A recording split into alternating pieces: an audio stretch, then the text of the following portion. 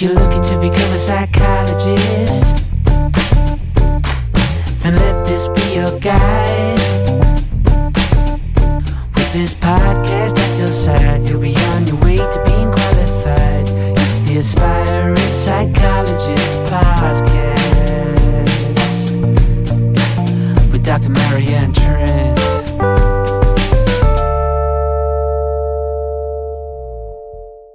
Hi, welcome along to the Aspiring Psychologist Podcast. I'm Dr. Marianne Trent, and today we're doing a special request. So thank you for everyone who's been in contact and saying really lovely things about the podcast. Thank you for subscribing and sharing it with your network. It is so greatly appreciated.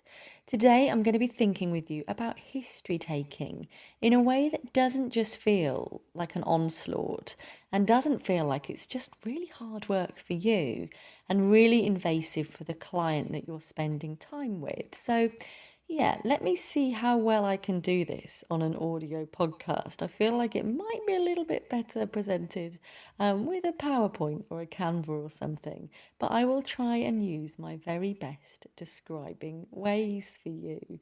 Now, let's also just think about which discipline of psychology you are going to be striving for. I believe that good history taking is appropriate to all disciplines, be that clinical or counselling, forensic, health, counselling, education. You know, the world is your oyster, but I think that really good history taking in a way that does feel human is so important. So I really like this question because it shows us that attunement and being on board with how it feels for a client. And this is absolutely something that I have gone through myself as well in my kind of metamorphosis, shall we say, as a developing clinician, because we're always developing. There's always better and different ways to do things. Every day is a school day and we're never going to be complete. You know, we can always change and adapt and grow and, you know, hear really great ways of doing things and think, I am having that. Don't let that be daunting though, because we do learn to be good enough. But, you know, when you work in this mental health field and you see practice that really connects with you, it's okay to borrow that and to kind of bring that into your fold of the way that you work and the way that you aspire to be with people.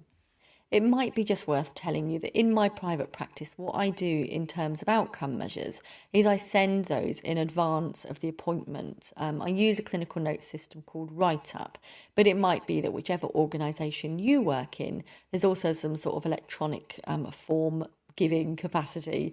So it means you can send those questionnaires in advance and then have the person send them back to you before the appointment. And why I like that, because it allows me to screen for risk, you know, as a rudimentary measure and to look at getting those scored ahead of the session. And my virtual assistant will pop them into a whizzy spreadsheet for me. And it also automatically creates graphs. So at the assessment, I can show these graphs to the person and we can talk them through together.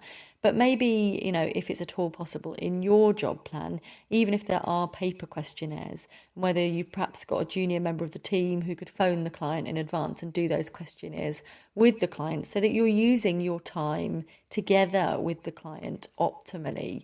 Though, of course, it can be a bit tricky because, you know, people don't always attend appointments. You might have had a DNA and you'd have this data then that relates to the patient and they haven't shown up. But there's always ways for thinking about how you can get that data without you having to use your valuable clinical time with people to read those questionnaires, because actually that's what I hate. People don't like it very much either. I'm a skilled clinician and I'm sure you are too. And actually it's just not good use of my time or the client's time to have me read all those questions aloud. But whether, you know, they might want to get there early to do those questionnaires, so maybe you can give them an earlier time. But of course, if the client is having to do those on that day, then it might take them outside of their window of tolerance too. So it's thinking about the best way of doing that. But in terms of the actual session content for history taking and for initial assessments, I'll take you through the approach that I use. So I don't actually use pre-filled or kind of formatted forms. I like to go a bit old school. I like a bit of A3 paper. So I like to, for each client that I assess and each that I treat, I like to have this A3 piece of paper.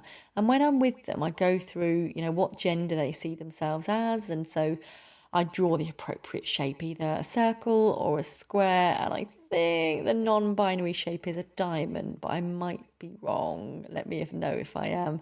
So I would draw that, and I draw that in the middle of the page. I'd put their name and their age in the shape too, and I'd be thinking with them about people in their family. So just looking really to draw a basic family tree. And as I'm just doing that on my lap, people are talking. And at the beginning of the session, I would explain to the client that I'm with that I'll be making some notes as we talk. And it's just to help me remember, because actually, as a result of today, I'm going to be writing a report, an assessment report. And I want to make sure that I'm remembering it well enough. But I'll be doing it in such a way that if you want to know what I'm writing at any point, please do just let me know. And I'm not writing big things, I'm just writing notes to help me remember.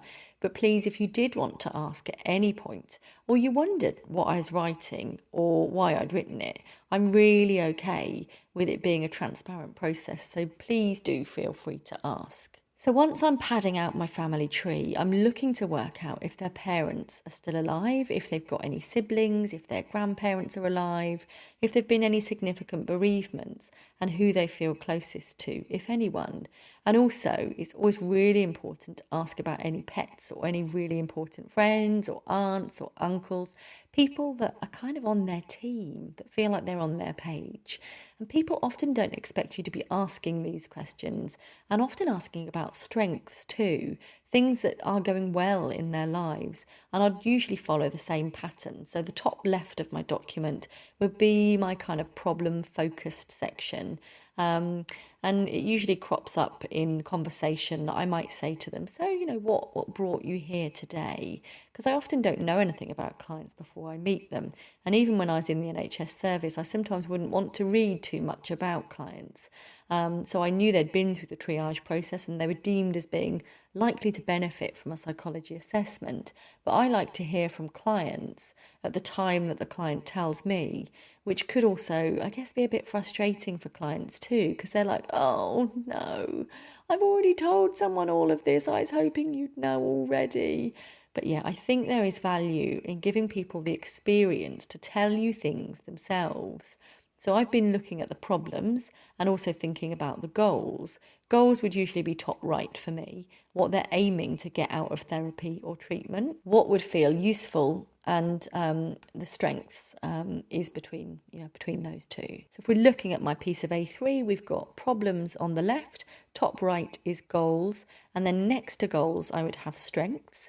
Next along from that, to the left, there'd be medication, and also a column for self-soothing. So that might be really adaptive things like going for a walk or some yoga or mindfulness or meditation, but it might also include slightly less adaptive techniques like smoking, alcohol or self-harm. It's whatever helps them get through each day currently. But of course, I'm exploring these in a way that feels non-judgmental. So absolutely going with the stance that there's no judgment here.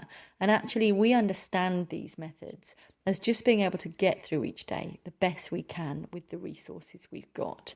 And on some days we might have more resources, or we might be better resourced than other days, and just trying to explore with them, really thinking about that window of tolerance and trying to think about ways we might be able to help them thicken and broaden that window of tolerance. Let's think some more about this assessment and history taking after this brief advert.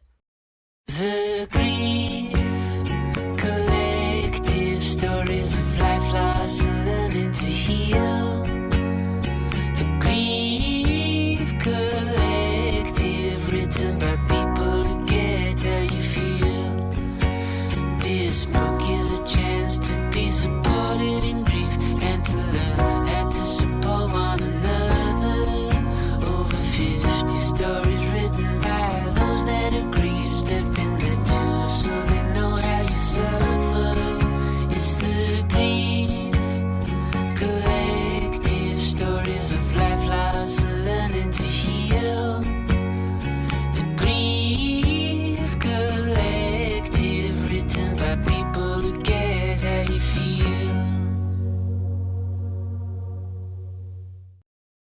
I love the Grief Collective book.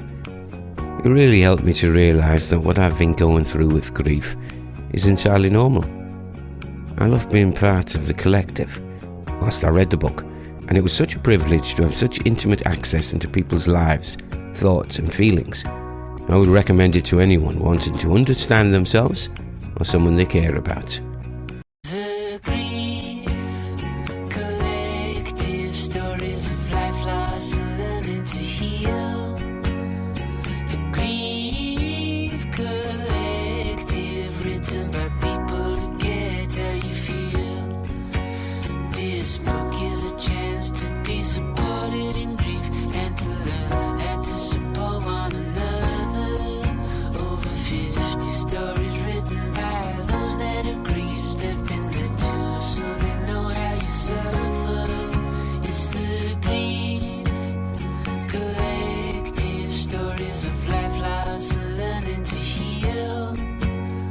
The Grief Collective, written by people who get how you feel.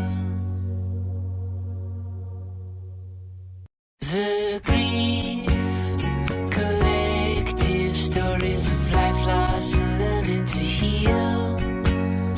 The Grief Collective, written by people who get how you feel. This book is a chance to be supported in grief and to learn how to support one another. Over 50 stories written by those that have grieved. They've been there too, so they know how you suffer. It's the Grief Collective, stories of life lost and learning to heal. The Grief Collective, written by people who get how you feel.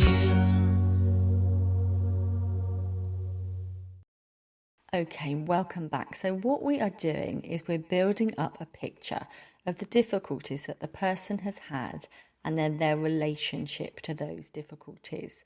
I'd also have a section for thinking about previously tried, therapies or psychology input. So if they've already had a year of counselling or 20 sessions of CBT, then I'll be putting that down as well. I'd also be asking them about their opinion for how it went and whether it's informed their choice for a future therapy, a future whatever we've got on, whatever you're assessing for.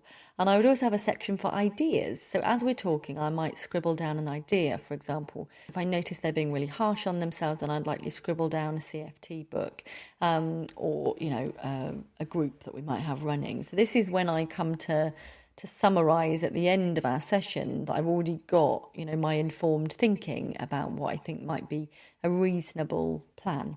So that we're able to send them away with a plan that feels helpful. Of course, risk is key, but if you've covered the questionnaire and the things beforehand, then you'd have an idea of risk too. But in terms of coping strategies, risk often comes up too. So this is, I hope, a useful approach for you. And obviously, you need to adhere to whatever your service is asking you to do.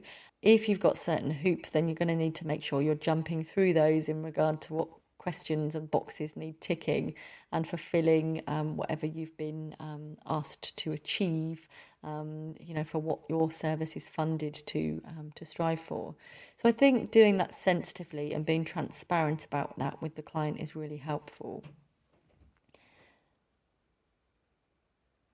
And the way that I would do that is, I'm really sorry, I know this can feel like a bit of a deluge of questions, and it can. I know people have told me it can feel a little bit intrusive, but the way we're funded and the way that we have to keep our records means that I need to ask everybody the same questions. And so that's how I'd handle it. But if you've got any other questions about how to do this, I'd be really happy to answer them and to think with you again about the way we can do this in a way that feels like you're on the same page as the client and not kind of on an opposing team, not just like you're hiding behind a clipboard, because I think that can feel really challenging both for you and for the clients that you're working with. So it's just brought to mind for me something that we call the single session intervention. So I don't tend to do assessments just for assessment's sake, but I'd often use aspects from the Our Tricky Brain Kit, which you can find out more information about on my website or in the show notes, to help clients to understand why they feel the way they feel and to think with them about useful stuff that they can take away from the session. So I might teach them a breathing technique or think with them about the window of tolerance, stuff that they can actually leave our session feeling like they're in a stronger position than they were when they entered the building. Because often, even to get to a psychology assessment, you've already had to perhaps have a team assessment or some other kind of assessment from a triage service. You might already have had a long wait, and you might have an even longer wait to come. Or it might be that you don't actually meet the criteria for intervention. So isn't it great that if you've got an ability to feel better from, 60 to 90 minutes with someone, that's a really special chance that we get with people to get it right. So it might feel like you've already said everything that feels pertinent. You might not want to be saying it all again. So whether you can use your history taking your assessment session to test out actually how able and capable they are to access the kind of stuff that you'd be having on offer when they actually started to receive the services from you or your service. So if you're trying to do loads of breathing with them or distress tolerance or mindfulness and they just can't do it, they don't get it, then actually it's maybe an indication that maybe your service isn't going to meet their needs in the way that might be optimal for them at this time. So I hope this will be useful, and if it is, please do rate and review and subscribe, and I will look forward to catching up with you on our next podcast episode very soon. Take care of you.